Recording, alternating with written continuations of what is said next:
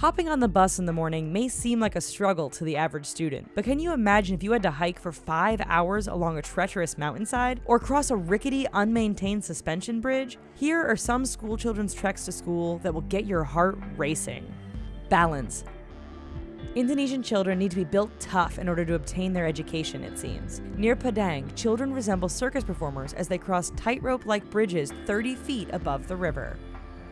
Suspended. In order for these Indonesian children to get to their school near Lebak, they must cross a suspension bridge. This wouldn't be so bad if the bridge wasn't damaged, causing them to have to climb along one side, hanging on for dear life. Thankfully, once photos of the bridge went viral, a new bridge was constructed. Snowward bound.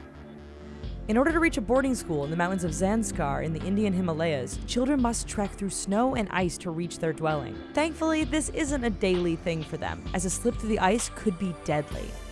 Paddle down the river. Crossing the Saharan River on a makeshift raft is a normal commute for students of Selangkap, Indonesia. If families cannot afford a boat, children need to make their own. Chutes and ladders. In Zhangjiwan village in southern China, school children need to make a daunting journey to the mountains. They don't need to hike though, they need to climb. A series of unsecured wooden ladders cover the entire mountainside. Beat the heat. Children in rural South Africa must walk for miles to get to their school. They must leave early in the morning to escape the pounding heat, and there is no telling what kinds of wild creatures they could also encounter along the way. Horse-drawn cart. For students in Delhi, India, a horse-drawn cart is their lift to school. It can get a little crowded though. More than 35 children use these to get to class on the outskirts of New Delhi. Zipping through the trees.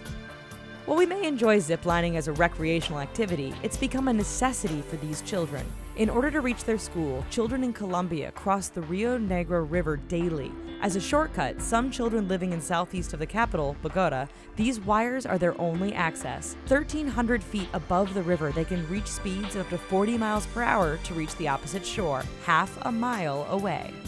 Along a mountain path. In Gulu, China, it can take 5 hours walking along a 1-foot wide path for children to get to school. The primary school is located halfway up the mountain and is considered one of the most remote schools in the world. Downriver. In Vietnam, village children need to walk more than 3 kilometers from their homes to their school. They must cross a river and scale steep slopes on a good day. During the rainy season, the river swells and becomes much more dangerous. That's our video, guys. Thanks for watching. So how was your trip to school when you were a kid? Was it deadly? Let us know in the comments. And while you're here, check out these other videos. Also, please don't forget to click like and subscribe. Thanks!